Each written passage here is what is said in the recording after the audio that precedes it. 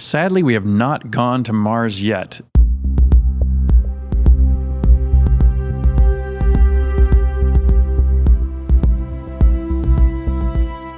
This is Have We Gone to Mars Yet? A podcast about all the things that need to be done before we can put a person on the surface of Mars. For instance, putting a person in space in the first place. We meet the greatest minds within the fields of technology, medicine, astronomy, psychology, and physics. We interview entrepreneurs, industrialists, and scientists. And astronauts, both professional ones and the private kind. My name is Susanna Levenhaupt. My name is Marcus Pettersson. And this is Have We Gone to Mars Yet?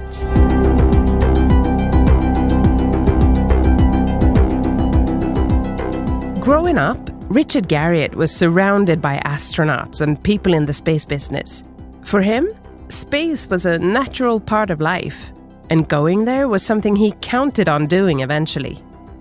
But at the age of 11, he was told he couldn't go, because his eyesight wasn't perfect. Richard was of course devastated, but at the same time determined not to let this bring him down. Whatever it took, he was going to space. And after overcoming a whole bunch of obstacles, Richard Garriott did finally get to spend a couple of weeks at the ISS. Richard, could you tell us about your time at the ISS? Absolutely. In fact, I'm the 483rd person to have left the Earth. I happen to be the son of a NASA astronaut. My dad was something like the 36th person to leave the Earth. And 10 years ago, last October, I launched out of Baikonur in Kazakhstan aboard a Russian Soyuz rocket, Soyuz TMA-13, and I lived up on the International Space Station for 2 weeks. What did you do there? Well, interestingly, since I paid my own way, in theory I could do as much or as little as I wanted. In my case, being the son of an astronaut and having built, co-founded the company that took me there. In fact, that's what I'm wearing the jacket of. I wanted to really make the most of my flight. So I both volunteered for, but then also did work for hire, commercial work for hire, to have a very heavy scientific and research manifest during my time in space.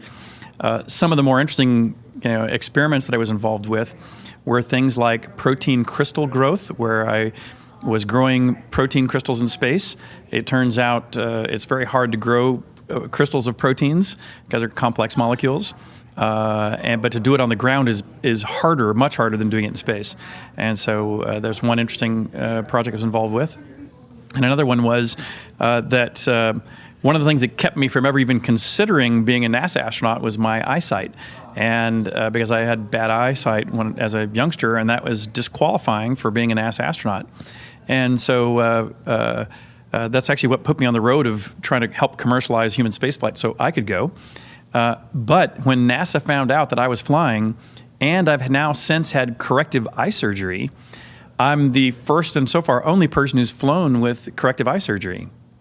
And so they wanted to study my eyes to see if having a thinned cornea from the surgery would disturb your vision in space when your interocular eye pressure goes up by about 50% in space. As they wanted to know if that increase in eye pressure would change your visual acuity. It turns out it does not. And that also has meant that NASA now allows astronaut candidates to have had laser eye surgery. So can you tell us more about the preparations? What did you do for 2 years before you went up to space? Well, for the 2 years before I flew, the first year was mostly medical pre-qualification. I want to make sure that, frankly, you would survive the journey.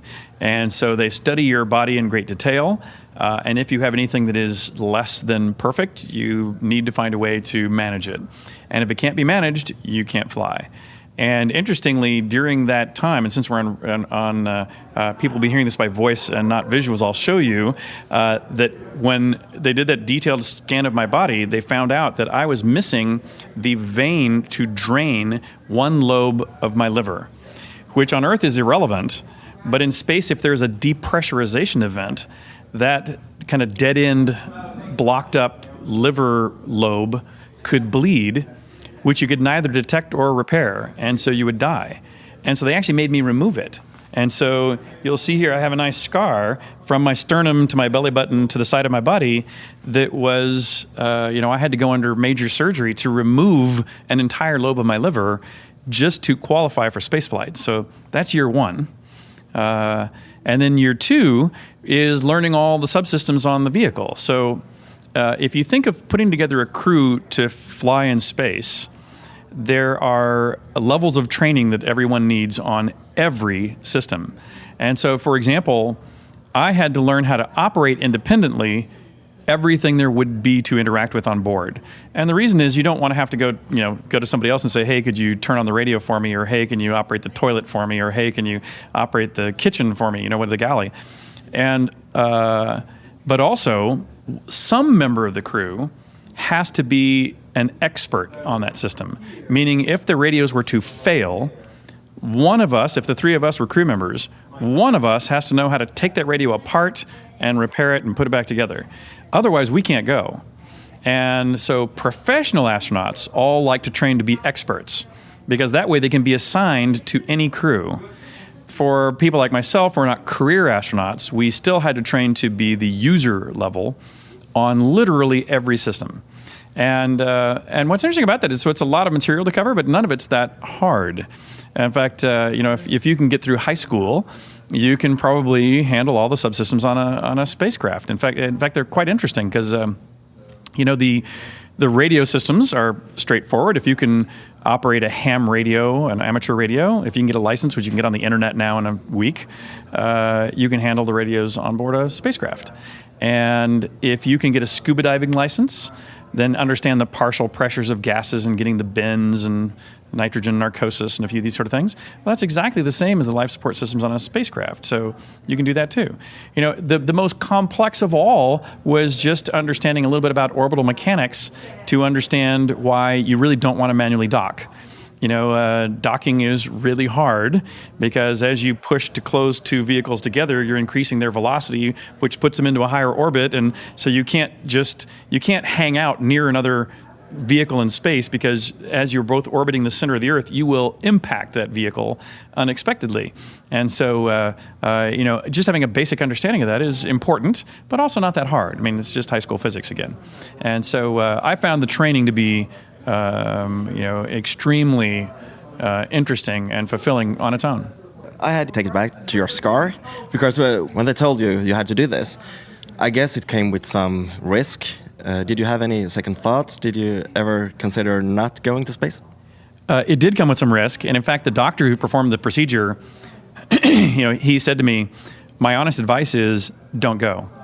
And he said, as a doctor, the only way I can, it's dangerous enough that the only way I can, in good conscience, perform this dangerous surgery on you is if I consider this a professional necessity. And, as he got to know me, he goes, I understand this is something you've been working on for decades, and I'm not going to talk you out of it. And so we'll do it. But it also came for me after I got another phone call. So the first phone call I got from Russia was, hey, we found this anomaly. You are disqualified from spaceflight. And that was after I had already paid tens of millions of dollars to Russia, which you are not going to get back. How much? At that point, I was only, so my flight cost $30 million, but I'd probably paid half of that at this moment. And so the call was just, you're not going. Thank you very much. Goodbye. And you can imagine what a terrible day that was at a variety of levels. Not just the money, but I mean, I had already built in, I'd come very close to going to space like 3 other times in my life already. And so this was the first time it cost me this much money, and I was really thought I was going to go finally. And I was just basically had the worst day of my life being told no. Fortunately, I got another call from my flight medicine doctor just a few hours later saying, Richard, we've developed a plan, but the plan is that on Monday morning you have to be in Houston and you're going under the knife to have that lobe of your liver removed. And then less than 8 weeks after that, you have to go into a centrifuge and prove that you will not bleed out in a high G, 9G centrifuge ride. And I'm like, let's do it. So no question about it. So it's obviously very important for you to go to space, but how come? Why is it important? Well, it's just something, I think every kid fantasizes about it at some point in their life, right? It's like, you want to be a dinosaur hunter or, a policeman or an astronaut. Those are common. But of course, my dad was an astronaut. My neighbors, all literally left, right, and over the fence, neighbors were astronauts. I grew up in a neighborhood where if they weren't an astronaut, they were a NASA engineer involved in putting people into space. I kind of grew up just believing everybody goes to space because everybody I knew did go to space.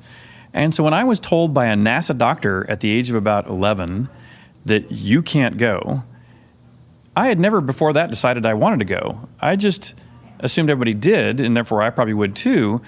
And that doctor was basically just saying, you are no longer eligible to be a member of the club that everyone else you know is a member of. Every adult you know is a member of this club, but you can't be when you grow up.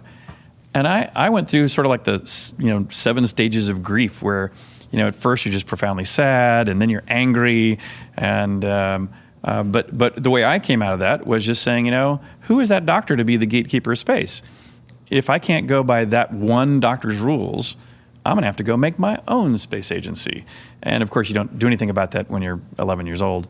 But as soon as I was only 19 years old and began making money in the video game industry, as soon as I had money to invest, I began to invest in space. Were there like one day when you realized that I'm going to make it? What's funny about that is literally all the way up until days before launch, there kept being signs of things that might prevent me from going. And I'll mention one of the last ones just to finish that story. So, it really was only the day of launch where I really felt this was going to happen. Because 3 days prior to launch, I got I met up with a representative of NASA who came to me and said, hey, Richard, 6 months ago, you signed a Space Act agreement, which everyone who flies in the ISS signs. And it is sort of the agreement that says you can use the galley or eat some food or, run an experiment in this area. In return for, we'll provide NASA some data or whatever it is. It's the trade agreement between whatever you're doing and whatever NASA owns. And that included me talking to some schools that NASA had arranged through the NASA downlink and things of this nature. And the gentleman that brought me this who came up to me to talk to me said, you signed the Space Act agreement 6 months ago, but NASA had failed to countersign it.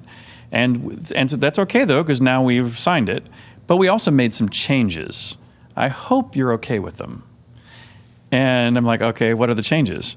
And the changes basically said, while you're on the ISS, you will not take any photographs of the interior of the U.S. portion of the ISS. And I'm going, well, that's kind of weird, kind of rude, kind of seeming. And I mean, of course, I really want to take pictures there, but okay. The next one was, you won't take any pictures through a U.S. window. And I'm going like, okay, well, maybe they want me to scratch the window, and there's tons of windows, so I don't need to use those windows. So that's kind of weird. 3, you won't do any of the experiments you plan to do inside the U.S. segment. You'll do all those experiments in the Russian segment. And while that could be done, a lot of these experiments were set up by U.S. principal investigators to do on the U.S. side. So it's going to be really hard to move them across. And then the last thing, which made all the others irrelevant, was you will not for any reason whatsoever ever enter the U.S. segment of the International Space Station. And I'm like, what in the world is this for?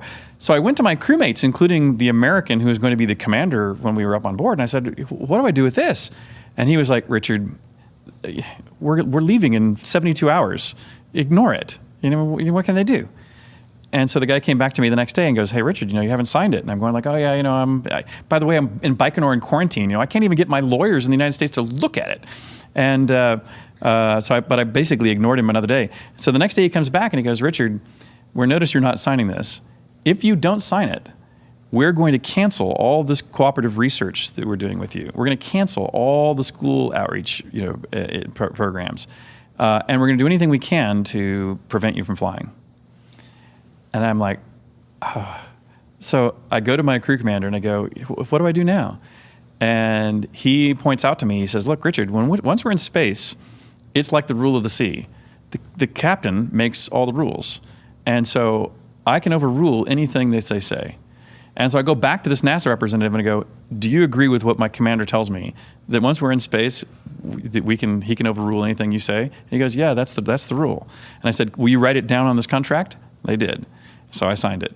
And as soon as we got on the space station, my commander turns to me and goes, Richard, whatever it is you were supposed to do, wherever you were supposed to do it, before any of this happened, go do it. Knock yourself out. And so I had a perfectly good flight. Have we gone to Mars yet? Sadly, we have not gone to Mars yet, but I actually believe that it is now doable within a decade once we decide to go. My favorite plan to get there, that sideslips some of the politics that I believe are holding it back, especially now that everybody seems to be focusing on the moon as the next target again, is to do it like we did the X Prize. If you imagine that it might take us 30 years and $30 billion a year to go to Mars, if any one nation just decided to go do it as a governmental program, imagine this instead. Imagine a government like the United States government were to put up a $1 billion or $2 billion prize that said whoever builds a greenhouse on Mars that sits there and can grow plants automatically for a year or two wins $2 billion. That means you pay zero in advance, and you only pay $2 billion when you actually have an operating greenhouse on Mars. I'll bet a lot of people would compete for that, and you only pay on delivery. And similarly, do another $1 or $2 billion prize for the first person who puts a Wall-E-type automatic regolith digger that might inflate a dome and bury it in regolith and prove that it holds air and keeps out radiation. And put another $1 or $2 billion prize for a little machine that fills bottles with oxygen and hydrogen that it pulls out. Do the same thing with water. Do the same thing with anything else you need as infrastructure. Just put a few $1 billion behind prizes. And I believe if you do that, all that infrastructure would end up on Mars pretty darn quick. And then after that, we'll have Elon's great new Starship for us to all at least go visit for a while, if not stay for a long time. So I'm thinking, what are you doing as a person and companies? What are you doing to go to Mars? Yeah, so, well, first of all, I think it's Elon that's going to take us to Mars. So our big bet, in fact, our largest family investment is in SpaceX. So anything I can do to help SpaceX, great. And so, for example, SpaceX is now starting to look for commercial customers to take to space. So just last week, I was out at SpaceX consulting with their team about how to best operate commercial space for people who are just going to go in low Earth orbit long before they get to Mars. But also as an investor, my wife really is the key investor, but I help. But we, a lot of the investments we look at are space related, and they're not all focused on Mars, but by staying active across the board, for us to have successful trips to Mars, it's not only going to require a SpaceX rocket to get there, but somebody's going to have to build, radiation-hardened places to live. Somebody's going to have to build, greenhouses that can survive in this radiation area. Somebody's going to have to build, water and fuel sequestration. The list goes on. And so knowing and helping this whole ecosystem rise is going to be what helps us, pull it off in the long run. Do you think you're going to go back? I'm confident I'm going to go back. Now, I don't have the same compelling need to do it as soon as possible, since I've now been once. And I spent the vast majority of my wealth to go the first time. Frankly, I couldn't afford to go that way again. But even if I could, I wouldn't, because now I've been once. Now, the next time I go back will be when it's affordable to do it, multiple times, and hopefully take my family, and I think that day is coming, relatively soon, easily within a decade. But even if it's a decade out, that's okay. Talk about determination. But Marcus, I'm curious. Would you go if you had the chance? Probably not if it meant cutting me up and possibly dying. But once space travel is affordable and comfortable, sure, I'm in. And that's where we're headed, isn't it? Soon enough, you won't have to spend millions of dollars on a ticket or go through years of training. But without stubborn, determined people who are willing to risk everything to reach their goals, we would probably still be gazing at the stars, wondering. But once we start populating space with people, space stations, and thousands of satellites, how do we make sure to take good care of it? We certainly don't want to make the same mistakes we did with the oceans, and the pollution of space is an actual threat to our continuing possibilities to use it. In our next episode, Matija Milenovic from Pork Chop will tell us about smart ways to build infrastructure in an interplanetary economy. My name is Susanna Levenhaupt. My name is Marcus Pettersson. The music we play is composed by Armin Pendek. Have We Gone to Mars Yet is produced at Beppo by Rundfunk Media in collaboration with Rymdkapital. Read more about them and how you can get involved at havewegonetomarsyet.com.